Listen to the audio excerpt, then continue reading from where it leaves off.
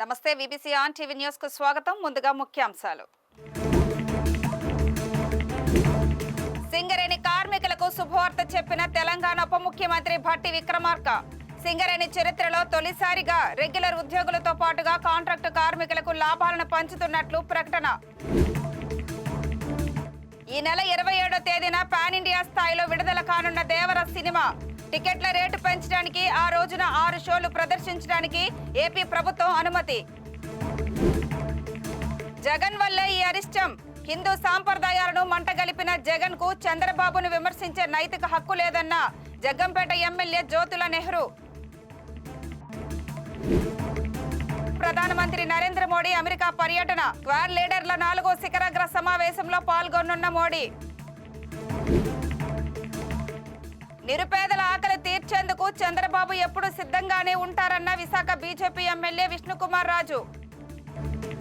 సింగరేణి కార్మికులకు ఉప ముఖ్యమంత్రి భట్టి విక్రమార్క శుభవార్త చెప్పారు. సింగరేణి చరిత్రలో తొలిసారిగా రెగ్యులర్ ఉద్యోగులతో పాటుగా కాంట్రాక్టు కార్మికులు లాభాలను పంచుతున్నట్లు, ప్రధానంగా రెగ్యులర్ కార్మికులకు 1,90,000 రూపాయల బోనస్, కాంట్రాక్టు కార్మికులకు 5,000 బోనస్ అందిస్తున్నట్లు కేబినెట్ భేటీ అనంతరం జరిగిన మీడియా సమావేశంలో భట్టి విక్రమార్క ప్రకటించారు. ఉప ముఖ్యమంత్రి భట్టి విక్రమార్క చేసిన ఈ ప్రకటనతో 41,837 మంది రెగ్యులర్ కార్మికులకు, 25,000 మంది కాంట్రాక్టు కార్మికులకు కుటుంబాల్లో హర్షాతిరేకాలు వ్యక్తమవుతున్నాయి.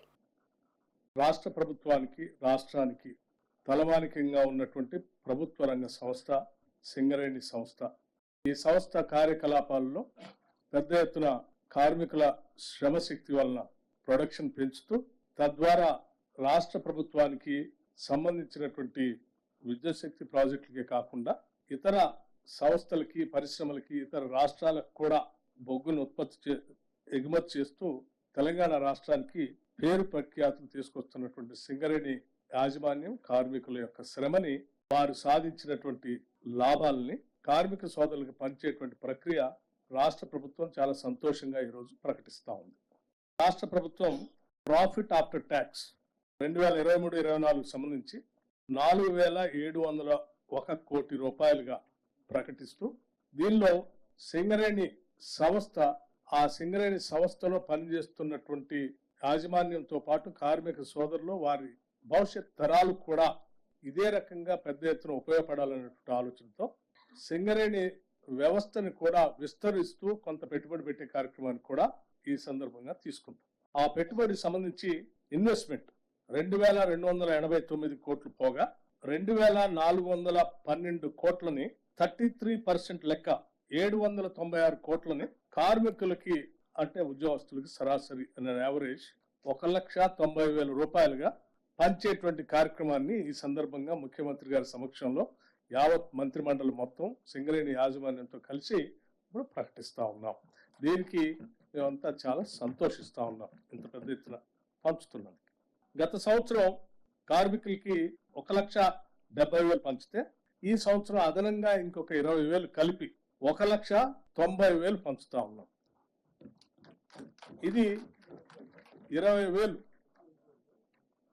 అదనంగా మనం ఈ సంవత్సరం కార్మికులు పంచుతాము. ఇది కాకుండా కూడా ఇంకా కార్మికుల భవిష్యత్తు కోసం పెద్ద ఎత్తున సింగరేణి సంస్థ చేత విస్తరించడానికి తీసుకోవాల్సిన చర్యలు కూడా చేపడతా ఉన్నాం. నటుడు జూనియర్ ఎన్టీఆర్, దర్శకుడు కొరటాల శివ కాంబినేషన్ లో రూపొందించిన దేవర సినిమా ఈ నెల 27వ తేదీన పాన్ ఇండియా స్థాయిలో విడుదల కానుంది. భారీ బడ్జెట్ తో నిర్మించిన ఈ సినిమాకి టికెట్ల రేటు పెంచడానికి, ఆ రోజు 6 షోలు ప్రదర్శించడానికి ఆంధ్రప్రదేశ్ రాష్ట్ర ప్రభుత్వం అనుమతినిచ్చింది.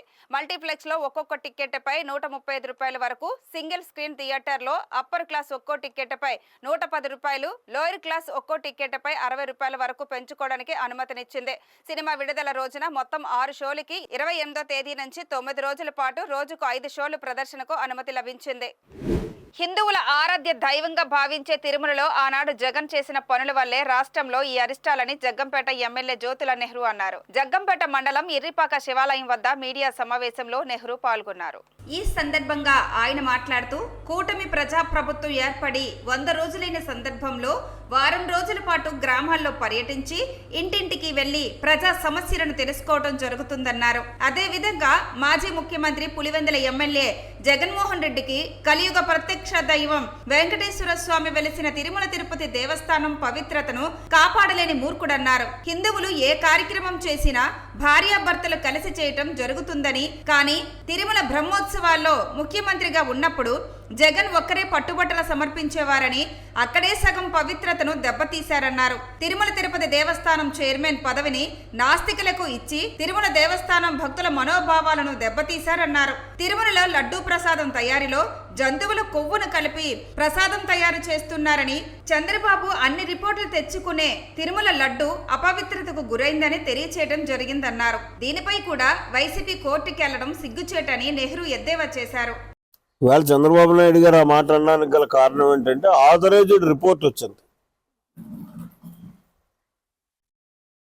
ల్యాబొరేటరీస్ నుంచి. ఆ రిపోర్టుని బేస్ చేసుకుని ఇంత అపవిత్రం చేసేది వీళ్ళని చెప్పి చెప్పాల్సి వచ్చిందే తప్పించి ఇదేదో రాజకీయం చేయడం కోసం చేయాల్సిన పని లేదు. ఇంకెప్పుడు రాజకీయం ఎట్లా నమ్మకం? 164 మంది ఎమ్మెల్యేలు, కూటమి ఎమ్మెల్యేలు ఉండే ఉన్నటువంటి అక్కడ పరువు ఉన్నటువంటి అంతో ఎంతో పరువు ఉన్నటువంటి నాయకులు బాలినటువంటి వాళ్ళు ఎంతో పారిపోయి బయటకు వచ్చేస్తుంటే అక్కడ ఉండలేక ఇవాళ రాజకీయం చేయాల్సిన పని లేదు. తప్పుడు ఆరోపణలు చెప్పాల్సిన పని అసలు లేదు. అని బేస్డ్ రికార్డు ఉంది కాబట్టి దాన్ని బేస్ చేసుకుని మాట్లాడాల్సినటువంటి పరిస్థితి వచ్చింది. మాట్లాడారు. ఇమీడియట్గా దాని మీద చర్యలు తీసుకున్నాడు. మాట్లాడటమే కాదు, మళ్ళీ ఎవరైతే శుద్ధమైనటువంటి ఆవు నెయ్యి కర్ణాటక నుంచి ఇచ్చేవాళ్ళో అదే కంపెనీకి మళ్ళీ ఇచ్చి ఇవాళ ఈయన అధికారంలోకి వచ్చిన వెంటనే తీసుకున్నాడు. దాన్ని వాళ్ళకే ఇచ్చాడు. శుద్ధమైన ఆవు నెయ్యితోటి ఇవాళ ప్రసాదం తయారవుతుంది. పవిత్రత అన్నది తిరిగి మళ్ళీ ఏర్పడ్డది. ప్రవచనాలు పలికినంతట్లోని వాడు హిందూ అయిపోవడం, భక్తుడు అయిపోవడం. అవసరం కోసం నేర్చుకుంటాం.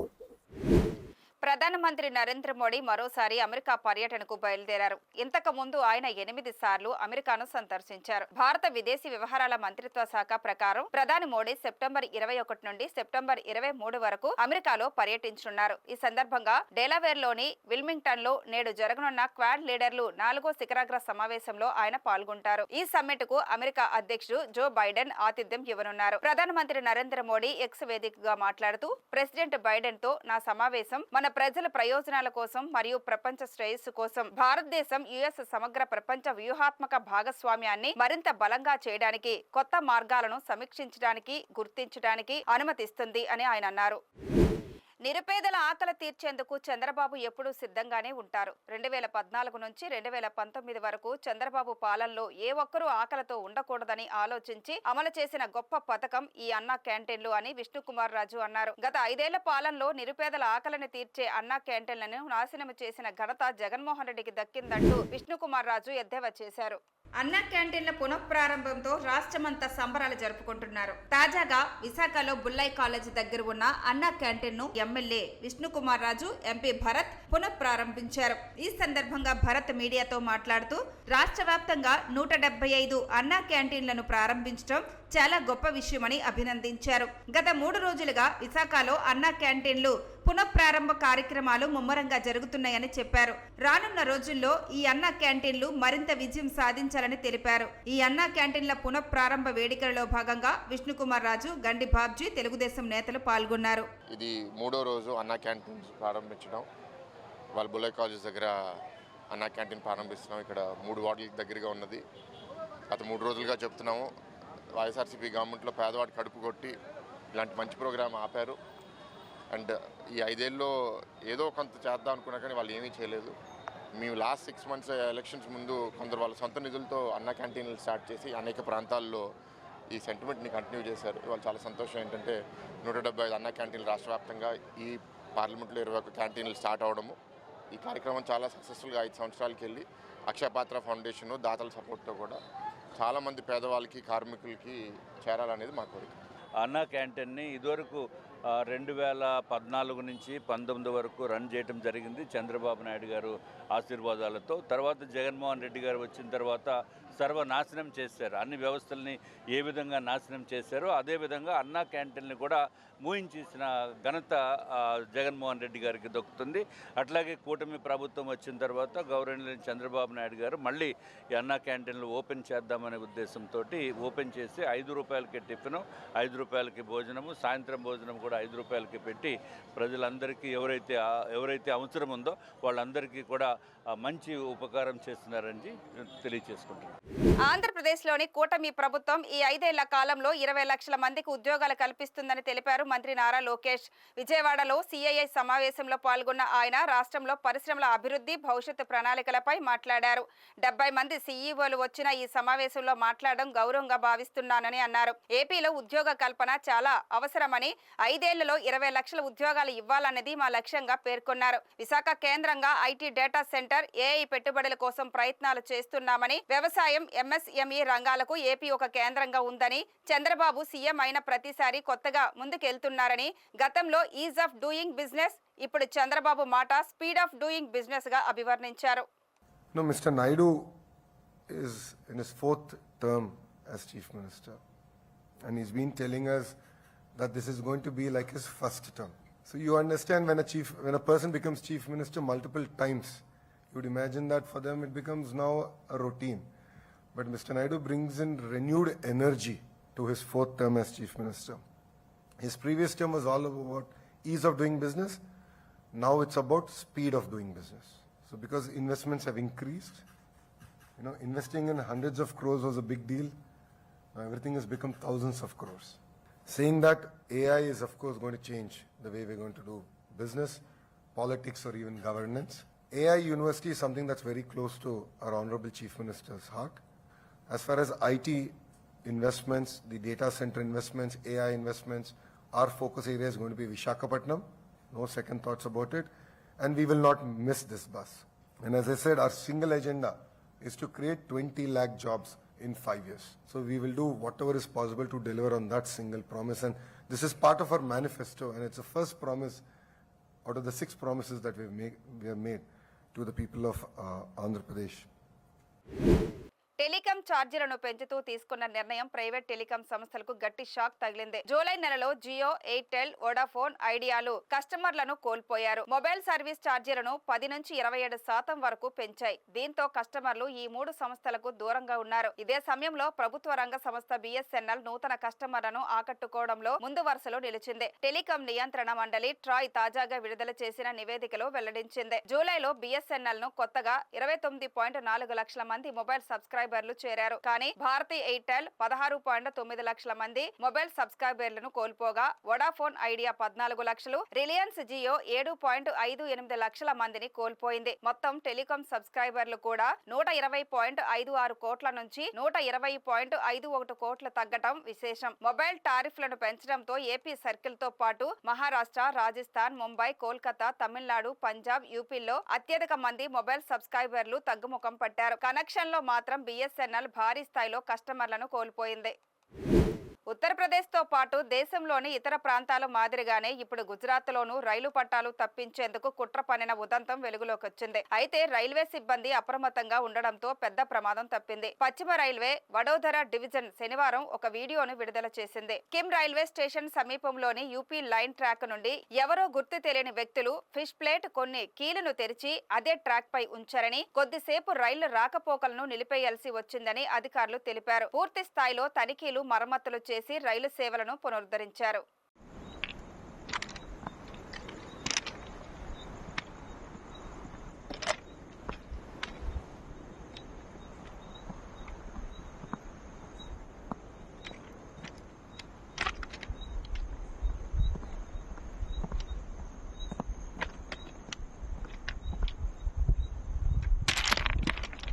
जानता है मनीष, आगे तक लगाया हुआ है, आगे भी दिख रहा है।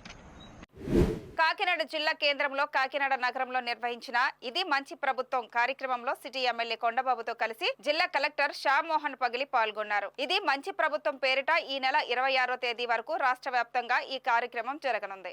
ఏఎంజీ స్కూల్ ఆవరణలో జరిగిన ఈ కార్యక్రమంలో నగర ప్రజలు పెద్ద ఎత్తున పాల్గొన్నారు. అయితే భారీ వర్షం పడడంతో కార్యక్రమానికి ఆటంకం కలిగింది. ఈ కార్యక్రమం ముఖ్య ఉద్దేశాలు, లక్ష్యాలు, 100 రోజుల్లో కూటమి ప్రభుత్వం చేపట్టిన పథకాల గురించి జిల్లా collector Shyam Mohan, city MLA Kondababu ప్రజలకు వివరించారు. నేనేమంటానంటే ఈరోజు గత ప్రభుత్వం కరెక్ట్గా పనిచేస్తుంటే ఇన్ని సమస్యలు ఉండేండే కాదు. ఆ సమస్యలన్నీ కూడా ఏంటి, పెన్షన్ అర్హులైన కూడా పెన్షన్ ఇవ్వలేదు. అదేవిధంగా కిట్పల్లికి 1,00,000 రూపాయలు కట్టామండి, బ్యాంక్ వాళ్ళు ఏమో వాయిదాలు కట్టమంటున్నారు, మాకు ఇల్లు ఇవ్వలేదండి అని చెప్పి వాయిదాలు కట్టించుకున్నారని చెప్తున్నారు. కొంతమందికి ఇళ్ల స్థలాలు ఇచ్చారు కానీ మాకు చూపించలేదు అంటున్నారు. అదేవిధంగా అర్హులైన వాళ్ళకి పెన్షన్ కూడా ఇవ్వలేదని చెప్పి కొంతమంది చెప్తున్నారు. ఆ విధంగా కొంత చోట అయితే చాలా సమస్యలు చెప్పడం జరుగుతుంది. అంటే 100 సంవత్సరాల్లో మనం చేసింది చెప్తూ సమస్యలు కూడా తీసుకోవడం జరిగింది. వాళ్ళే చెప్తున్నారు ఇది మంచి ప్రభుత్వం బాబు, 100 రోజుల్లో మాకు ఈరోజు వెళ్ళినప్పుడు చెప్పారు పెన్షన్ ఇచ్చారు బాబు. అదేవిధంగా యువత కనిపిస్తే ఈరోజు మెగా డిఎస్సి ఇచ్చి 16,437 పోస్టులు తీశారు. గత ప్రభుత్వం ఇస్తానని డిఎస్సి ఇవ్వలేదు. అదేవిధంగా చూసుకున్నట్టయితే ఈరోజు రైతులు, కొంతమంది రైతులు అయితే ఆ రోజు బకాయిలు పెట్టేసి రైతులు డబ్బులు ఇవ్వలేదని చెప్తే ఈరోజు రైతులకు డబ్బులు పడ్డాయి. అదేవిధంగా పేదవాడు అన్నం వంచేసేవాడు అన్నా క్యాంటీన్లో, అలాంటి అన్నా క్యాంటీన్ ఓపెన్ చేశారు. అదేవిధంగా ఈరోజు ఎక్కడికి వెళ్ళినప్పుడు కూడా ఒక ధైర్యంగా వెళ్తున్నాం, స్వేచ్ఛగా మాట్లాడుతున్నాం. గతంలో ఏదైనా సమస్య చెప్తే కేసులు పెడతారని భయపడిపోయేవాళ్ళం బాబు. ఇప్పుడు అదేం లేదు, ధైర్యంగా వెళ్ళి చెప్పుకుంటున్నాం సమస్యల్ని, ధైర్యంగా ఉన్నామని చెప్పి ఇది మంచి ప్రభుత్వం అని చెప్పి ప్రజలే చెప్తున్న మాట ఇది. నోట్ చేసుకొని మళ్ళీ రాదు, వాళ్ళు దూరం అయిపోతారు. వాళ్ళు చెప్పింది మీరు అన్నీ పక్కకెళ్ళి నోట్ చేసుకోవాలి. సమస్య అయిన తర్వాత ఏ వాళ్ళమ్మా ఎక్కడమ్మా మీరు నోట్ చేసుకోవాలి. ప్రజావేదిక ఏర్పాటు చేసుకోవడం జరిగింది. ఆనరబుల్ ఎమ్మెల్యే కాకినాడతో పాటు వాళ్ళ ఆఫీసర్స్ రావడం జరిగింది. ఇలా ప్రతి గ్రామంలో ప్రజావేదిక జరుగుతుంది. ప్రతి మండలంలో ఇవాళ స్టార్ట్ చేయడం మనకి ఇది నెక్స్ట్ ఒక 7 days పాటు ఇదంతా జరిగి మనం కంటిన్యూస్గా ఏం చేసాము, తర్వాత ఏం చేయాలనే ప్రపోజల్ సెట్ చేసుకుందాం. పర్యావరణ పరిరక్షణ కోసం ప్రతి ఒక్కరూ తల్లి పేరుతో ఒక మొక్క నాటాలని జగ్గంపేట ఎమ్మెల్యే జ్యోతుల నెహ్రూ పిలుపునిచ్చారు. స్వచ్ఛతా హీ సేవ కార్యక్రమంలో భాగంగా గండేపల్లి మండలం మురారి కాకతీయ కళ్యాణ మండపం వద్ద ఎమ్మెల్యే కొబ్బరి మొక్కలు నాటారు. ఈ సందర్భంగా ఆయన మాట్లాడుతూ కేంద్ర రాష్ట్ర ప్రభుత్వాలచే గాంధీజీ జయంతి వరకు స్వచ్ఛతా హీ సేవ కార్యక్రమాలు నిర్వహించడం జరుగుతుందన్నారు. గ్రామాల్లోని భాగస్వాములై పర్యావరణ హితానికి పాటుపడాలన్నారు. కాకినాడ జిల్లా కాకినాడ రూరల్ ఎన్టీఆర్ బీచ్ లో శనివారం తీర ప్రాంత పరిశుభ్రత కార్యక్రమం నిర్వహించారు. కాకినాడ పరిసర ప్రాంతాల్లో ఉన్న వివిధ కంపెనీల ప్రతినిధులతో పాటు సూర్యారావుపేట గ్రామ పంచాయతీ ఉద్యోగులు, కాకినాడ మున్సిపల్ ఉద్యోగులు, కోస్టల్ పోలీసులు సంయుక్తంగా ఈ కార్యక్రమాన్ని నిర్వహించి బీచ్ లో పేరుకుపోయిన ప్లాస్టిక్ వ్యర్థాలను శుభ్రం చేశారు. ఈ కార్యక్రమానికి ముఖ్య అతిథిగా విచ్చేసిన ఓఎన్జీసీ ఎగ్జిక్యూటివ్ డైరెక్టర్ రత్నాష్ కుమార్ మాట్లాడుతూ నేటి సమాజంలో అధిక శాతం ప్రజలు ప్లాస్టిక్ ని అత్యధికంగా వినియోగిస్తున్నారని, దీనివల్ల పర్యావరణంపై తీవ్ర ప్రభావం ఏర్పడుతుందన్నారు. ప్లాస్టిక్ వినియోగం పూర్తి స్థాయిలో వాడకుండా ప్రతి ఒక్కరూ బాధ్యత తీసుకొని తమ బంధువులకు, స్నేహితులకు అవగాహన కల్పించాలని సూచించారు. అనంతరం వివిధ కంపెనీల ప్రతినిధులు, ఉద్యోగులచే ప్లాస్టిక్ వినియోగానికి వ్యతిరేకంగా ప్రతిజ్ఞ చేయించారు. Indian Coast Guard, which they have been doing relentlessly since quite long, and this is important for all of us to understand the what is happening to the ocean. If oceans are there, then only we are there. Our life is dependent on them. As I said in my speech, our body is made up of 5 elements: Chiti, Jal, Pavak, Gagan, Samira. So all these 5 elements are essential for us to sustain. So water is an important element that gives us life. And if you look at the kind of pollution that has happened recently in oceans, what is the source? 80% is through the runoff, which comes from the surface, through air and water. So we need to see that we do not pollute our rivers. If you look at the state of Andhra Pradesh, particularly East Coast, this East Godavari area, and Godavari has given plenty, brought prosperity to this area. If you look, the rice, the rich delta of Godavari which comes and deposits its soil over here. So we have good rice. Fishing industry is a big industry over here. Pisciculture is there. We export maximum amount of fish from here. So it's important for our livelihood as well. And on an annual basis, 12 million tons of plastic is entering our ocean. 9 of which majority 9.5 comes through the surface, the runoff. Whereas localized pollution is also there through the shipping industry, through the fishing industry, and lots of fishing nets also. They all enter into the ocean, and what happens? They are not biodegradable.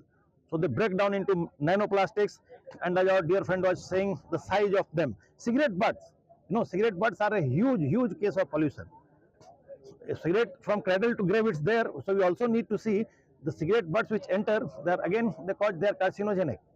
The small organisms, the fish, they eat it, and from there it enters big fish, and there as it migrates up the food chain, it enters our body also. So for our survival, it is important that the oceans are there.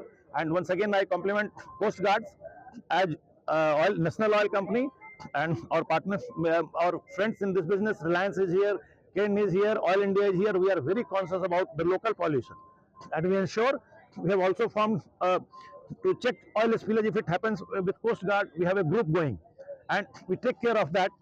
And in fact, we are so conscious about environment as a company that when we put a project, so many a time we put some component of it for development of the environment, and we take care of that. So thank you. యువతలో మార్పు తీసుకురావాలని తపన, సాంకేతిక పరిజ్ఞానాన్ని విజ్ఞతతో కూడిన సరైన విధానాలు ఉపయోగించడం ద్వారా భారతదేశ అభివృద్ధి పదంలో ముందుకు తీసుకువెళ్లడంలో యువత పాత్ర కీలకం కానుందని ఎంపీ దగ్గుపాటి పురంధేశ్వరి జిల్లా కలెక్టర్ పి ప్రశాంతి పేర్కొన్నారు. రాజాయన్ నగరం నన్నయ్య యూనివర్సిటీ ఆవరణలో జరిగిన యువజన ఉత్సవాలు 2024 కార్యక్రమంలో భాగంగా నిర్వహించిన జిల్లా స్థాయి కార్యక్రమంలో ప్రజాప్రతినిధులు, అధికారులు, యువత పాల్గొన్నారు. ఈ సందర్భంగా ఎంపీ దగ్గుపాటి పురంధేశ్వరి మాట్లాడుతూ భారతదేశ ఖ్యాతి సురక్షితంగా యువత చేతిలో ఉందన్నారు. ప్రధానమంత్రి నరేంద్ర మోడీ భారతదేశాన్ని ప్రపంచ స్థాయిలో అత్యున్నత శిఖరాల్లో ఉంచేలాగా కృషి చేస్తున్నారు. భారతదేశ అభివృద్ధి పదంలో నడపడంలో యువత కీలకమైన బాధ్యతలను స్వీకరించాలన్నారు. జిల్లా కలెక్టర్ పి ప్రశాంతి మాట్లాడుతూ యువతలో మంచి నాయకత్వ లక్షణాలు ఉన్నప్పుడే విజయాలు సాధ్యమవుతాయని, సమిష్టిగా పనిచేసి విజయాలను సొంతం చేసుకోవాలి అన్నారు. సాంకేతిక పరిజ్ఞానాన్ని సరైన విధానంలో వినియోగించుకోవటం మనపై ఉన్న బాధ్యత అన్నారు. విజ్ఞతతో కూడిన సాంకేతిక పరిజ్ఞానాన్ని సద్వినియోగం చేసుకోవడంతో పాటు దేశ అభివృద్ధిలో వాటి ద్వారా వనగూరే ప్రయోజనం అందుబాటులోకి తీసుకుని రావడంలో యువత పాత్ర కీలకమన్నారు. కేవలం మా జీవితాల్లో మార్పు రావాలి కాబట్టి మేమేదో చెయ్యాలి అని కాకుండా భారతదేశాన్ని అభివృద్ధి పదంలో తీసుకుని వెళ్ళాలి. సమాజానికి సేవ చేస్తూ మెరుగైనటువంటి మార్పుని సమాజంలో తీసుకురావాలి అనేటువంటి సంకల్పం ఉన్నటువంటి యువత. కనుకనే భారతదేశ భవిష్యత్తు సురక్షితంగా ఉన్నది అనేటువంటి ఒక భావన.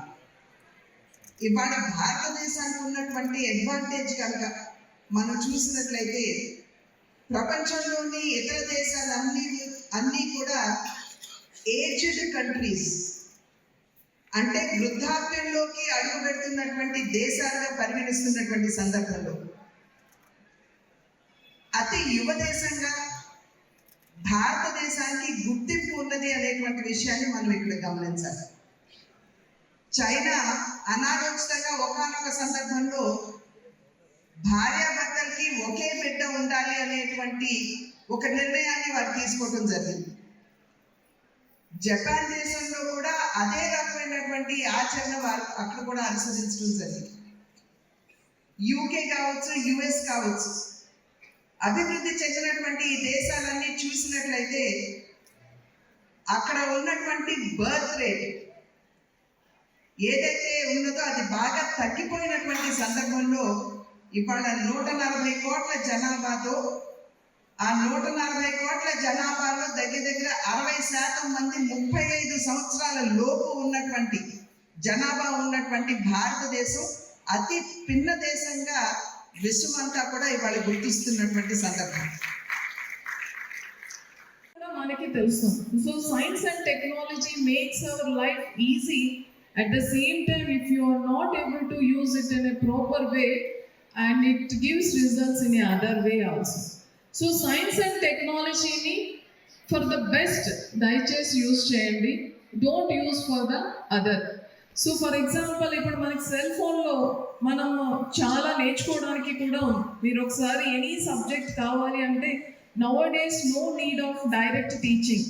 మీరు డైరెక్ట్గా గూగుల్లోకి వెళ్ళి మీరు సెర్చ్ చేసుకొని మీకు నచ్చిన సబ్జెక్ట్ని నచ్చిన విధంగా మీరు పొందవచ్చు. If you want in script it is available, otherwise videos it is available, if you want as a form of debate it is available. కానీ అదే సెల్ ఫోన్ని మీకు మంచి విషయాలకి కాకుండా కూడా యూస్ చేయడానికి అవకాశం ఉంది. సో ఆల్ ఆర్ మెచ్యూర్, మనకి ఇన్నఫ్ ఎడ్యుకేషన్ ఉంది. మీరు యూనివర్సిటీలో చదువుతున్నారు అంటే విజ్ఞత కూడా ఉంది. అంటే ఏ విషయాన్ని ఎలా వాడుకోవాలి అని జస్టిఫికేషన్ చేసుకోగలిగే విజ్ఞత కూడా ఉంది. కాబట్టి సైన్స్ అండ్ టెక్నాలజీని సమాజంలో మంచి కోసం దయచేసి యూజ్ చేయండి. సమాజానికి చెడు కలిగించే విధంగా అన్నెసెసరీ వెబ్సైట్స్ చూడడము, అన్నెసెసరీ రికార్డ్స్ చేయడం, ఫేక్ మెసేజెస్ని ఫార్వర్డ్ చేయడం ఇలాంటివి దయచేసి ఎవరూ చేయొద్దు. ఈ వార్తలు ఇంతటితో సమాప్తం. మరిన్ని విశేషాలతో మళ్ళీ కలుద్దాం.